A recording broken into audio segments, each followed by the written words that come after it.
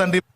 చాలాసార్లు నేను మత్తయి సువార్త చదువుతున్న ప్రతి సందర్భంలోనూ మీ పరలోకపు తండ్రి పరిపూర్ణుడు గనుక మీరు కూడా పరిపూర్ణులుగా ఉండేదరు అన్న వచనం తగిలినప్పుడల్లా గుండె జల్లు అంటది. ఎందుకంటే జ్ఞానము, పరిశుద్ధత, నీతి ప్రవర్తన, ప్రేమ, వీటన్నిటి విషయంలో ఆయన ఎక్కడ, మనం ఎక్కడ? ఎప్పటికీ రీచ్ అవుతాం ఆయనతో పాటు ఈక్వల్గా? కాలేం. అయితే లేఖనాన్ని లేఖనమే వర్ణించాలి అన్నట్లుగా, వాక్యాన్ని వాక్యమే వివరించాలన్నట్లు, అందుకే 4 సువార్తలు చదవమని చెప్పింది. ఓకే, ఇదే అంశాన్ని లూకా సువార్తలో ప్రస్తావించాడు. ఇక్కడ ఏ సందర్భం ప్రస్తావించాడండి ఈ మాటని?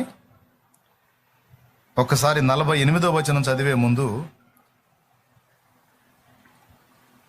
40